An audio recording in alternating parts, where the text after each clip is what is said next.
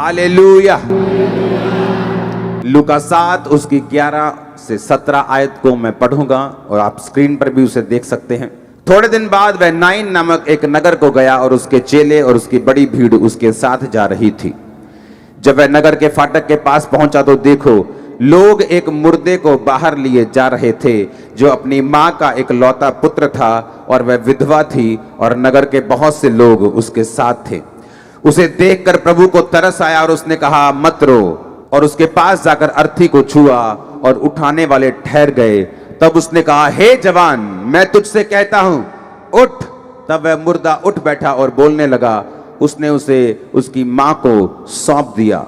इससे सब पर बड़ा भय छा गया और वो परमेश्वर की बढ़ाई करके कहने लगे, हमारे बीच में एक बड़ा भविष्यद्वक्ता उठा है और परमेश्वर ने अपने लोगों पर कृपा दृष्टि की है। और उसके विषय में ये बात सारे यहूदिया और आसपास के सारे देश में फैल गई। ये वचन का पढ़ा सुना माना जाना आपकी बरकत का कारण हो यीशु मसीह के नाम में। यीशु मसीह बाइबल कहती है, नाइन नामक एक नगर को गए और वहां गेट से जब वो अंदर जा रहे थे तो एक मुर्दे को लोग बाहर लेके आ रहे थे। अपनी मां का वो एक लौता था और वह विधवा थी और नगर के बहुत से लोग उसके साथ थे। बाइबल कहती है, क्यों जीसस क्राइस्ट दुनिया में आए। ये सारी चीजें जितनी बाइबल में लिखी हैं इनका एक महत्व है।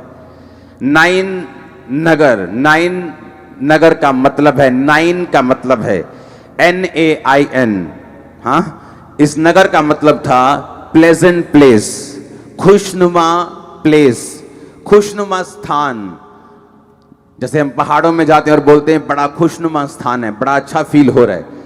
नाइन का मतलब है प्लेजेंट प्लेस, बड़ा अच्छा स्थान। और बाइबल कहती है एक अच्छे स्थान से एक अर्थी बाहर आ रही थी, और वो भी अर्थी किसकी? विधवा के एक लौते बेटे की अर्थी बाहर आ रही थी। और ये एक नॉनसेंस थी जो यीशु मसीह को पसंद नहीं आई। जो नाइन नामक शहर है वो नाह नाम से निकला था, जिसका मतलब था प्लेजेंट प्लेस, एक बहुत ब्यूटीफुल, एक बड़ा मन भावना स्थान। एक मन भावने स्थान के से एक अर्थी आ रही थी और वो भी एक विधवा की।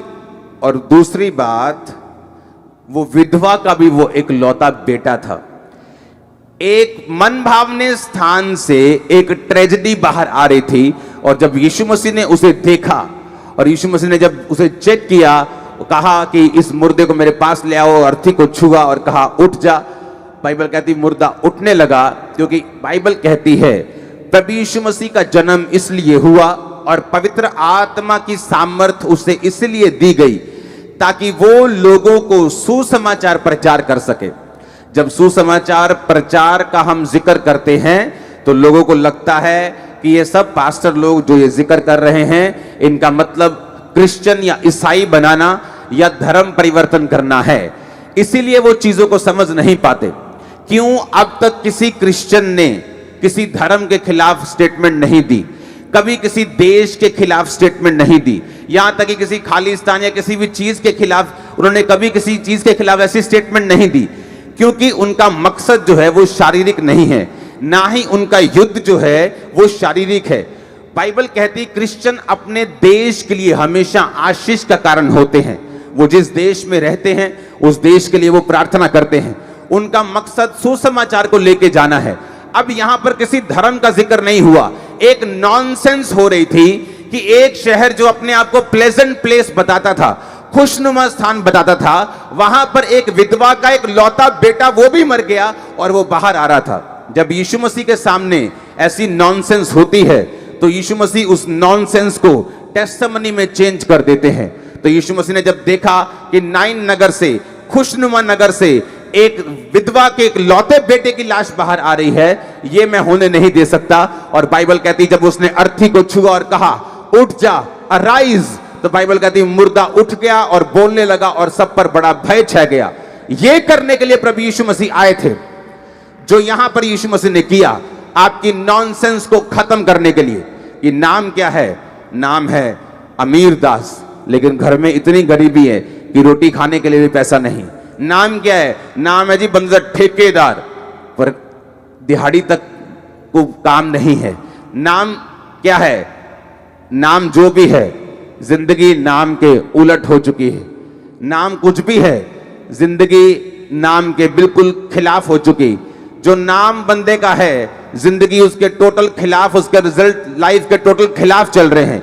ये खत्म करने के लिए प्रभु यीशु मसीह दुनिया में आए। इसलिए उसने कहा, यहोवा ने मेरा अभिषेक किया है ताकि मैं लंगड़ों को चलाने का, मुर्दों को जिलाने का, कुचलों हुओं को छुड़ाने का सुसमाचार प्रचार कर सकूं और उन्हें छुड़ा सकूं।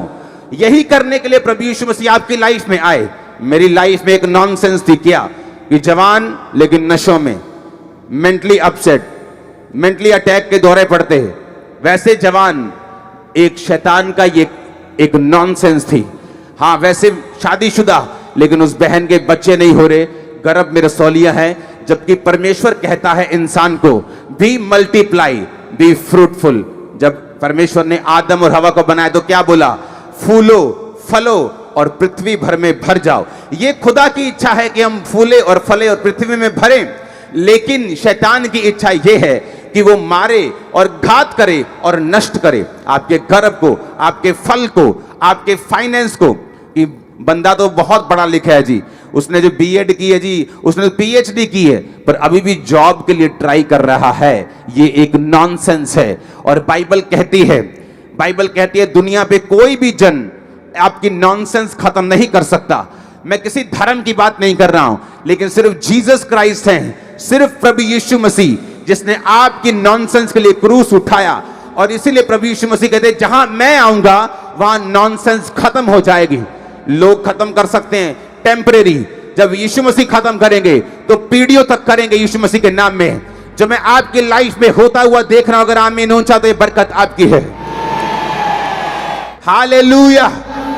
इसीलिए प्रभु यीशु मसीह आए। जब उन्होंने नॉनसेंस को होते हुए देखा कि ये क्या नॉनसेंस है, कि एक प्लेजेंट प्लेस से, खुशनुमा जगह से, एक ऑलरेडी विधवा, बाइबल कहती है यीशु मसीह ने कहा, मैं विधवाओं और अनाथों का पिता हूं। मैं विधवाओं और अनाथों की सुधि लेता हूं, मैं उनका केस लड़ता हूं। अगर तुमने बर्बाद होना हो अपनी लाइफ में, तो विधवाओं और अनाथों को जाकर कलेश देना शुरू कर दो। तुम्हें किसी दुश्मन की जरूरत नहीं पड़ेगी, तुम अपने आप अपनी लाइफ में बर्बाद हो जाओगे। क्योंकि बाइबल कहती है यहोवा इनका केस लड़ता है, यहोवा इनका मुकदमा लड़ता है। वो विधवाओं के आंसुओं को देखता है और वो अनाथों का पिता बनके उनके साथ रहता है। जब यीशु मसीह ने देखा यहोवा के वचन को, कि शैतान ने एक विधवा के एक लौते पुत्र को भी खत्म कर दिया, एक नॉनसेंस क्रिएट कर दी, एक चुरा लिया, घात कर दिया, नष्ट कर दिया, तो बाइबल कहती चोर चुराने के लिए आता है, घात करने के लिए आता है, नष्ट करने के लिए आता है। यीशु मसीह कहते हैं मैं जीवन देने के लिए आया हूं और बहुतायत का जीवन देने के लिए आया हूं। सिर्फ यीशु मसीह ने उस मुर्दे को जिंदा ही नहीं किया होगा, अगर उसके अंदर पाप भी होंगे, उसके अंदर नशा भी होगा, अगर व्यभिचार भी होगा, वो भी उसने खत्म किया होगा, विधवा की कमियों को भी खत्म किया होगा, जीवन तो दिया ही होगा, बहुतायत का जीवन दिया होगा।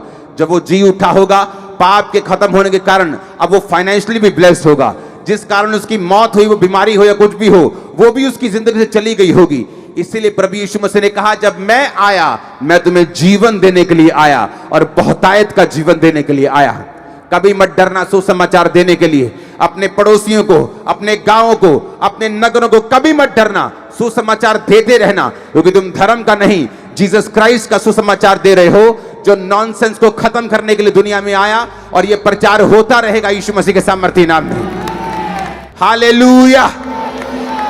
ऐसा नहीं हो सकता कि यीशु मसीह नॉनसेंस को देखते रहें और कुछ ना करें और बोल दें कि नहीं, तुमने कुछ ऐसे कर्म किए इसलिए तुम नॉनसेंस को सह रहे हो। बाइबल ऐसे कर्मों को नहीं मानती। बाइबल कहती है मांगो तो दिया जाएगा।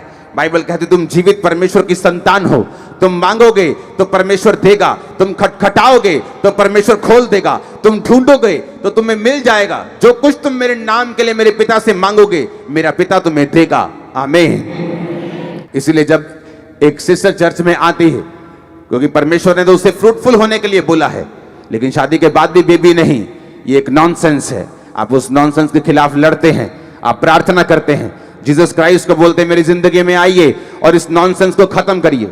आप एक वेल टैलेंटेड मैन हैं, आदमी हैं, लेकिन आपका बिजनेस सेट नहीं, आपसे कम टैलेंटेड लोग सेट हैं, आप सेट नहीं, ये एक नॉनसेंस है। जब नॉनसेंस आपकी फैमिली में हो, जब घर के जवान लोग जिन्होंने अगुवाई करनी है, आपके घर का खर्चा उठाना है, घर से सिलेंडर चोरी करने लगे नशे के लिए, ये एक नॉनसेंस है। और बाइबल कहती है नॉनसेंस को खत्म करने में एक्सपर्ट हैं यीशु मसीह, इसके एक्सपर्ट हैं वो। जीसस का प्रचार करो घर घर में, नॉनसेंस खत्म हो जाएगी यीशु मसीह के सामर्थ्य नाम में। आमीन ऊंचे वाला चाहिए मेरे को। हालेलुया। यीशु मसीह को तरस आया, वो तरस करता है जब आप लोग बीमार होते हैं, वो तरस खाता है जब आप लोग दुखी होते हैं, जब आप लोग नॉनसेंस से होकर गुजरते हैं, वो दुखी होता है, वो तरस खाता है आप लोगों के ऊपर। और बाइबल कहती है जब उसका यीशु मसीह के साथ सामना हुआ तो यीशु मसीह ने उसे सेम नहीं रहने दिया। बहुत से लोग हैं जिनकी जिंदगी में नॉनसेंस घट जाती है क्योंकि उनका जीसस क्राइस्ट के साथ कभी भी सामना नहीं होता, उनकी लाइफ में वो ट्रेजेडी बन के रह जाती है क्योंकि यीशु मसीह के साथ कभी सामना नहीं हुआ। आपका सामना हो चुका है यीशु मसीह के साथ, वो आपके अंदर है, वो आपके पास खड़ा है परमेश्वर, वो आपकी सारी नॉनसेंस को खत्म कर देगा। मैं आपको ये प्रोफेटिक वर्ड दे रहा हूं, सारी नॉनसेंस का खत्म होने का टाइम आ चुका है यीशु मसीह के नाम में। आमीन ऊंचा चाहिए। हालेलुया। यीशु मसीह नॉनसेंस को खत्म करने के लिए आया। एक विधवा का इकलौता बेटा मर जाए और यीशु मसीह कहते ये क्या नॉनसेंस है, वो पहले ही विधवा है, उसका इकलौता बेटा है, वो भी मर गया और वो भी प्लेजेंट नगर में, खुशनुमा नगर में, अच्छे स्थान में। इसलिए यीशु मसीह ने कहा मैं इसलिए सुसमाचार देता हूं कि कुचले हुओं को छुड़ाऊं। आमीन। जब कोई चर्च में एंटर करता है, क्यों उसका विरोध होना शुरू होता है? क्योंकि शैतान नहीं चाहता आप छुड़ाए जाएं, वो नहीं चाहता आपकी जिंदगी में नॉनसेंस खत्म हो, वो ये चाहता है हम लड़ते रहें, झगड़ते रहें इन चक्रों में और अपनी नॉनसेंस को संभाल के रखें, क्योंकि शैतान को पसंद नहीं कि उसका काम जो है वो खत्म किया जाए। जब एक व्यक्ति चर्च में आता और यीशु मसीह को अपना उद्धारकर्ता ग्रहण करता है, उसका धर्म नहीं बदलता, बल्कि उसकी जिंदगियों से जो शैतानी आत्मा होता है, जो कर्स होते हैं, जो श्राप होते हैं, जो नॉनसेंस शैतान ने डाली होती है। और शैतान कौन? लूसीफर नाम का एक ऐसा स्वर्गदूत जिसको परमेश्वर ने ही बनाया और जो गिर गया ये बोलकर कि मैं परमेश्वर से भी ऊंचा सिंहासन बनाऊंगा, परमेश्वर से भी ऊंची पदवी को ग्रहण करूंगा और परमेश्वर के समान राज करूंगा। इसलिए बाइबल कहती है वो गिराया गया और उसके साथ जो दूत उसके साथ सहमत थे वो भी गिराए गए, जो आज धरती के ऊपर काम करते हैं परमेश्वर की योजनाओं के विरुद्ध। आपको परमेश्वर से दूर लेके जाना चाहते हैं नशों से, लोगों को बीमारियां देने वाला वही है, संकट देने वाला वही है, मेंटली अपसेट करने वाला वही है, क्योंकि वो सब चीजें आदम के गिरने से धरती के ऊपर आई कि शैतान ने और मृत्यु ने राज किया। और इसलिए बाइबल कहती है प्रभु यीशु मसीह का जन्म हुआ कि वो मारा जाए, गाड़ा जाए और खुद तीसरे दिन मुर्दों में से जी उठे और शैतान के सारे काम आपकी जिंदगियों से खत्म हो। आज मैं आपकी लाइफ के ऊपर प्रोफेटिक वर्ड रिलीज करता हूं, आपके फाइनेंस के ऊपर जितनी नॉनसेंस से फिनिश हो जाए, बच्चों के ऊपर जितनी नॉनसेंस से फिनिश हो जाए, सेहत के ऊपर जितनी नॉनसेंस से फिनिश हो जाए। आमीन ऊंचा खड़कने वाला चाहिए। आमीन। आप बिलीव करते हैं यीशु मसीह आपकी नॉनसेंस खत्म करेंगे? आप विश्वास करते हैं क्या? आपको उसके पीछे चलना होगा। आमीन। पीछे चलना होगा जब वो आपकी सुन रहा है तब भी, और जब वो आपको लगता है नहीं सुन रहा तब भी, जब वो आपकी प्रार्थनाओं का उत्तर दे रहा है आपको लगता है तब भी, जब आपको लगता है वो नहीं दे रहा तब भी, आपको पीछे चलना होगा।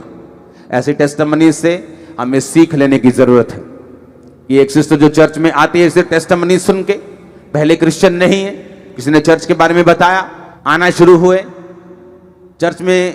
मैं आपको मालूम है मिल नहीं होता जिस तरीके का काम परमेश्वर ने, जिस तरीके का विजन मुझे दिया है, चर्च आते रहे, क्योंकि आपके मेंटर स्पिरिचुअल फादर को मिलना जरूरी नहीं, उसको सुनना बहुत जरूरी है। आपका परमेश्वर के घर में लगे होना बहुत जरूरी है। ऑनलाइन आप लग के परमेश्वर के घर में नहीं लग सकते। ऑनलाइन उन लोगों के लिए जो कहीं बर्फ के स्थान में बैठे हैं, जहां 6-6 फुट बर्फ पड़ी, जहां 200-200 किलोमीटर कोई चर्च नहीं है, उन लोगों के लिए ऑनलाइन चर्च है। और जब आपको ये बात मालूम होती है कि जीसस क्राइस्ट मेरे नॉनसेंस को फिनिश करने के लिए आए हैं, जब वो सिस्टर चर्च में एंटर करती है, सुनती है लगातार 1 साल, 2 साल, 3 साल, और जब आप विश्वास कर लेते कि कोई व्यक्ति 3-4 साल चर्च नहीं आ सकता अगर वो सिर्फ हीलिंग के लिए आ रहा है, अगर वो सिर्फ चंगाई के लिए आ रहा है, वो 1-2 हफ्ते, 3 हफ्ते, 7 हफ्ते आएगा, उसके बाद बोलेगा कि हाँ हो गई है, या अगर नहीं हुई तो मैं जा रहा हूं। लेकिन अगर एक व्यक्ति लगातार चर्च में आ रहा है, उसको ये बात मालूम हो चुकी है कि यीशु मसीह मेरा उद्धार करता, मेरा परमेश्वर है, मैंने स्वर्ग जाना है, मैंने स्वर्ग की सीट को पक्का करना है, मैंने शैतान के काम को नहीं करना, अब मैं परमेश्वर में चलूंगा, मैं उस व्यभिचार में, उस शैतान के उस नशे में, मैं उस गलत कामों में मैं नहीं घुसूंगा। तो बाइबल कहती है जब आप उद्धार पा लेते हैं तो यीशु मसीह आपकी लाइफ की नॉनसेंस को फिनिश करना शुरू करते हैं। डे बाय डे आप अपनी जिंदगी में एक उद्धार को, बाइबल कहती है भजन संहिता 91 उसकी लास्ट आयत में कि वो तुझे दीर्घ आयु से तृप्त करेगा और अपने किए हुए उद्धार को दिखाएगा। वहां लिखा है हिंदी में उद्धार का दर्शन, लेकिन इंग्लिश में लिखा he will show you his salvation, कि वो तुम्हें अपना उद्धार दिखाएगा। जिसका मतलब यह है कि जब आप परम प्रधान के छाए हुए स्थान में बैठे रहते हैं, जिसका मतलब है यशब, यशब का मतलब है बैठे रहना, जिसका मतलब है कि जो स्थान परमेश्वर ने आपको दिया एक विश्वासी होने का, वो स्थान आपने नहीं छोड़ा। इसलिए नहीं छोड़ा कि मुझे चंगाई नहीं मिली, आपने नहीं छोड़ा कि आपको बरकत नहीं मिली, आपने वो स्थान नहीं छोड़ा क्योंकि 4 रिश्तेदार आए माहौल देख के कि भाई साहब अब चर्च मत जाना, माहौल खराब है। आपने कुछ नहीं किया, आप यीशु मसीह के साथ लगे रहे, आप अड़े रहे, आप खड़े रहे। और फिर बाइबल कहती है जब वो अड़े और खड़े आपको देखता है तो कहता है मैं तुझे दीर्घ आयु से तृप्त करूंगा।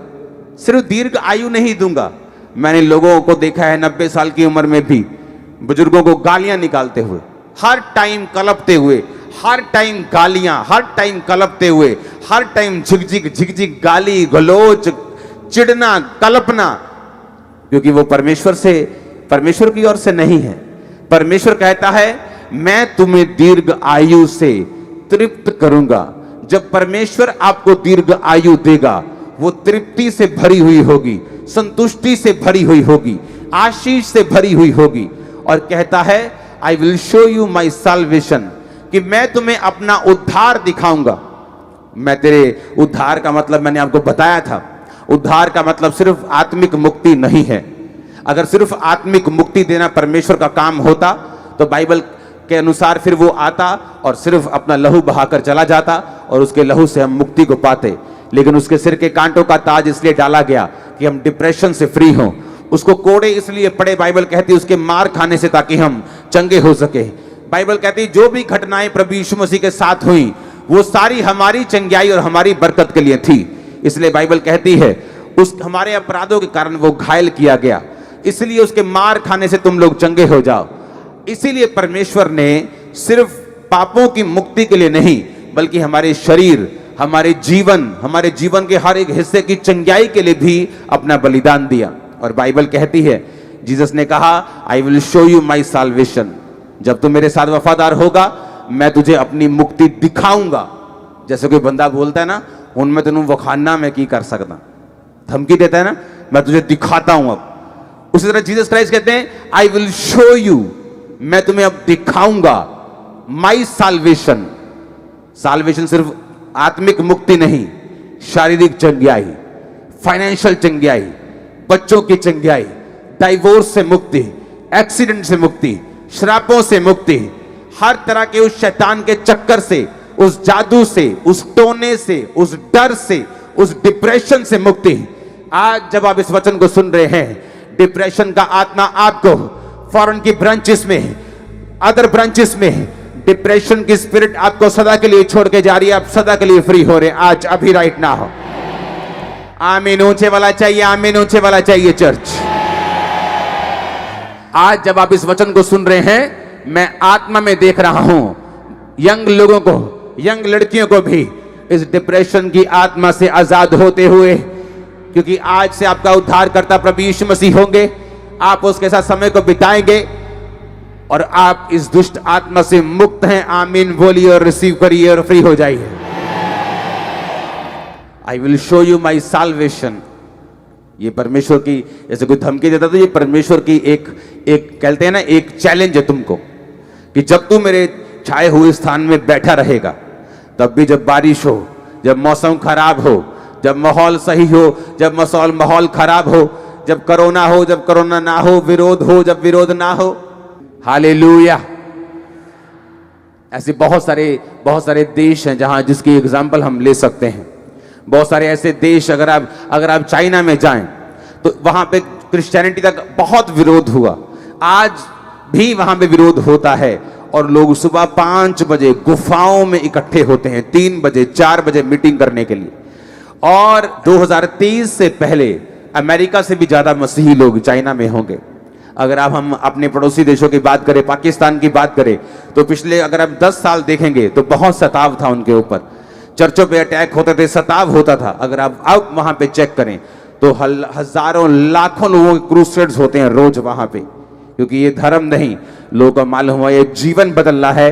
और जब एक देश के लोगों का जीवन बदलता है तो देश को ही फायदा होता है। जब नशे खत्म होते हैं, अपराध खत्म होते हैं।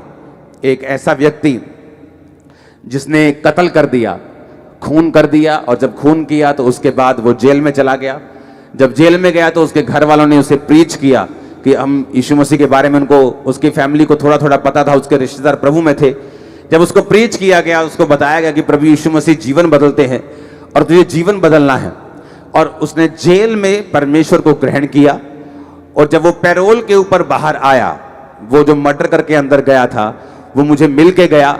आज वो पास्टर है, शायद सेवा करता है जेल के अंदर। एक मर्डरर था, जो कत्ल करने वाला था।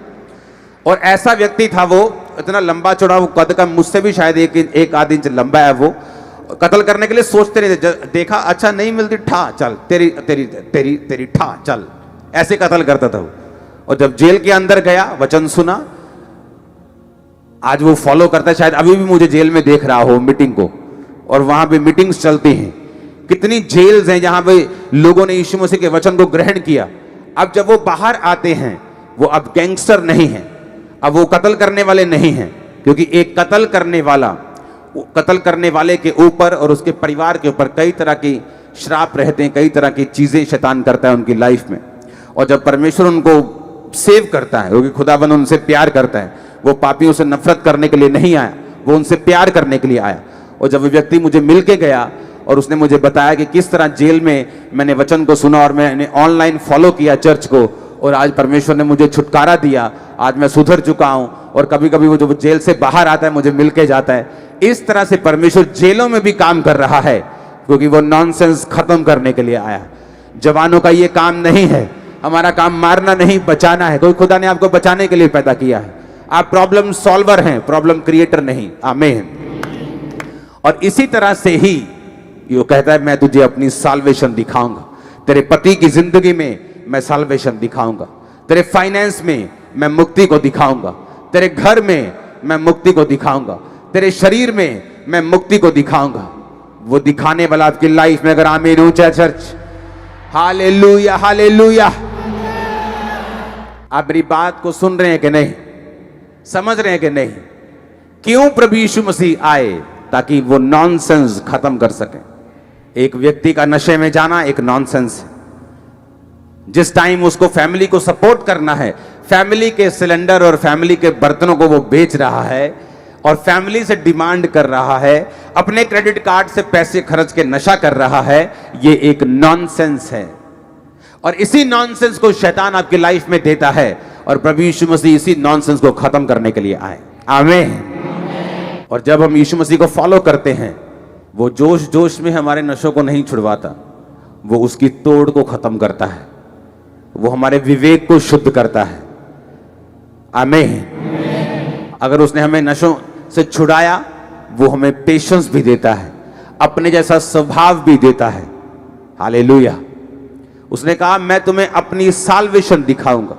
साल्वेशन मतलब तुम्हारे घर में भी वो आएगी, तुम्हारे जॉब में वो होगी, तुम फेवर को देखोगे, सब तरफ परमेश्वर तुम्हें अपने उद्धार को दिखाएगा। जब तुम परमेश्वर में अड़े और खड़े रहोगे, जब तुम परमेश्वर के साथ वफादार रहोगे तो। हालेलुया। इसलिए यीशु मसीह ने कहा, अपने अपने उद्धार के विषय में कार्य करते रहो, अपने अपने उद्धार के लिए कार्य करते रहो। आप बोलोगे मेरा उद्धार हो चुका, मैंने बपतिस्मा ले लिया, मैंने तौबा कर ली है, अब मैं उद्धार के बारे में क्या काम करूं? जीसस क्राइस्ट कहते एक बार बपतिस्मा ले लिया और तौबा कर ली, अब उस जो उद्धार तुमने पाया है उस उद्धार में भी काम करते रहना है, उस पवित्रताई को मेंटेन रखना है, उस प्रार्थना को मेंटेन रखना है, उन रोजों को मेंटेन रखना है, उस उद्धार के कार्य को करते रहना है, लोगों को प्रीच करना है, लोगों को परमेश्वर के बारे में बताना है, नशों से छुड़ाना है, बीमारियों से आजाद करना है। जब तुम दूसरों की जिंदगी में काम करते हो, मैंने लोगों को देखा है, इजराइल जो कौम थी मूसा के टाइम के ऊपर, जब मूसा उन्हें छुड़ाने के लिए गया और मूसा ने एक मिस्री को मार दिया ये सोचकर कि इजराइली लोग मेरा आदर करेंगे कि मैं इब्री हूं और मैंने देखो मिस्री को मार दिया। और आप जानते हैं जब अगले दिन दो इब्री लड़ रहे थे तो मूसा जाके बोलता है कि आपस में क्यों लड़ रहे हो? वो कहते तुझे हम पर किसने न्याय नियुक्त किया है? इजराइल कौम की एक आदत थी अपने सेवियर के साथ लड़ने की, और ये आदत आज भी मौजूद है। इजरायली कौम के अंदर एक आदत थी, अपने सेवियर के साथ वो लड़ पड़ते थे। पहले मूसा के साथ वो लड़े और मूसा को जाना पड़ा और फिर 40 साल बाद आना पड़ा और फिर लड़ने लगे, अब तेरी बात नहीं सुनेंगे। फिर वो यीशु मसीह के साथ लड़े। आज वो अनॉइंटेड लोगों के साथ लड़ते हैं और जो उनके सेवियर होते हैं उन्हीं को बोलते हैं नहीं, हमें इसकी अगुवाई नहीं चाहिए। मैं ऐसे लोगों को पूरी दुनिया से बुला रहा था जो आकर लोगों की अलग अलग दिशा में अगुवाई करें। बोलते नहीं, पास्ट में इसने ये गुनाह किया था। जीसस क्राइस्ट उस गुनाह को चाहे याद भी ना हो उसको, और परमेश्वर ने उस बंदे को ब्लेस किया हो, लेकिन कौम कहती है कि उस बंदे ने पास्ट में फलाना गुनाह किया था। इजरायली कौम की ये मूर्खता पहले भी थी और आज भी कहीं कहीं वो कर लेते हैं, और मोस्टली वो उन लोगों के साथ फाइट करते हैं जो उनके सेवियर होते हैं। इसीलिए जो ये सेवकाई में मैं कर पाया सब नहीं कर पाए, क्योंकि जो मैं देख सकता हूं वो आप लोग नहीं देख पाए। हर बंदा एलन मस्क नहीं बना, हर बंदा बिल गेट नहीं है। क्यों? जो वो देख पाए वो आप नहीं देख पाए। फेसबुक ने देखा, कोई सोशल साइट नहीं है, कोई सोशल मीडिया नहीं है जहां पर लोग अपनी सोशल चीजों को, अपनी फोटोज को, अपने बर्थडेज को डालकर सेलिब्रेट कर सके, लोग देख सके। उसने लोगों की जरूरत को देखा और फेसबुक बनाई। आज वो दुनिया के 10वें टॉप 10 अमीरों में एक अमीर है, क्योंकि वो देख सका वो तुम लोग नहीं देख सके। हर बंदे को सेम पाउंड का, सेम ही वजन का दिमाग परमेश्वर ने दिया है, सेम हार्ट दिया है, सेम किडनी दी है। ये नहीं कि जो फेसबुक का मालिक है उसका दिमाग थोड़ा बड़ा है और हमारा थोड़ा, हाँ, ऐसा नहीं है। लेकिन जो वो देख सका वो तुम नहीं देख सके। जब एक व्यक्ति आपकी अगुवाई करता है और वो अपनी सब दिशाओं में कामयाब है, क्योंकि वो देख सका जो तुम लोग नहीं देख सके, तुम नहीं कर सके। इसीलिए अब जब वो डिसीजन, अगर मैं कोई डिसीजन ले रहा हूं, क्योंकि मैं जो अब देख पा रहा हूं वो तुम लोग अभी भी नहीं देख पा रहे हो, पर फ्यूचर में तुम लोग समझोगे कि मैंने जो देखा था वो सही देखा था। ये मुहावरों की बातें हैं, वही लोग समझेंगे जो समझेंगे। हालेलुया। और मैंने देखा है जो सेवियर होते हैं उन्हीं से कौम लड़ती है, क्योंकि शैतान सेवियर लोगों से, बचाने वाले लोगों से, अगुए लोगों से, जो रियल में अगुए होते हैं उनसे वो नफरत करते हैं। आज मैं वो कर पा रहा हूं जो तुम नहीं कर सके, क्योंकि मैं वो देख पाया जो तुम नहीं देख पाए। बात देखने की है, बात समझने की है कि परमेश्वर क्या चाहता है और आगे क्या है। और मैं आगे देख पा रहा हूं, इसलिए मैं उन चीजों को कर रहा हूं। और तुम लोग पहले भी कुछ नहीं कर पाए थे क्योंकि तुम वो देख नहीं पाए थे। इसलिए आज तुमको उन लोगों को देखना चाहिए और सुनना चाहिए और फॉलो करना चाहिए जो देख सकते हैं, जिन्होंने अपनी सेवकाइयों से प्रूफ किया है कि वो देखने वाले लोग हैं, अंधे नहीं।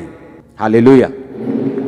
और मसीह कौम पहले मूसा से लड़ी, जीसस से लड़ी, नबियों से लड़ी, कभी प्रेरितों से लड़ी, आज भी लड़ती है और लड़ती रहेगी, क्योंकि सेवियर्स के साथ लड़ने की इनकी पुरानी आदत है।